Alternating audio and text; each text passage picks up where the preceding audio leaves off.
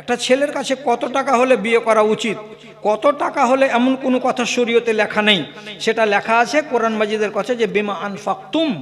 তার মানে কি তুমি যে মেয়েটাকে বিয়ে করে আনবা তার খরচা পানি যোগান দিতে পারবা, তাহলে বিয়ে করো। আর যদি বলি খরচাপাতি দিতে পারবো না, আমি বিয়ে করে আনবো, আনার পরে মেয়েটাকে বলবো যদি শামসি যা যায় ভিক করে নিয়ে আইগা আর আমি বসে বসে খাবো, তাহলে তোমার মতন গাঁডুর বিয়ে করা যায় নয়, ওকে বিয়ে করতে হবে না। কি করবো তাহলে আমি? আর গায়ে যৌবন আছে, মুলবি আজহারকে বলবেন বলে দিবে রোজা চালাও।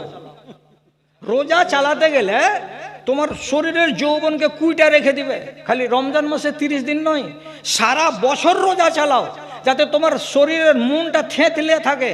সারা মাস রোজা, একদিন রোজা একদিন ছাড়া, একদিন রোজা একদিন ছাড়া চালাও, তখন তোমার চোখ এমনি খালি নিচু দিকে ঢুল ঢুল করবে, আর বিয়ে করার জন্য চাঁড় তৈরি হবে না তোমার ভেতরে।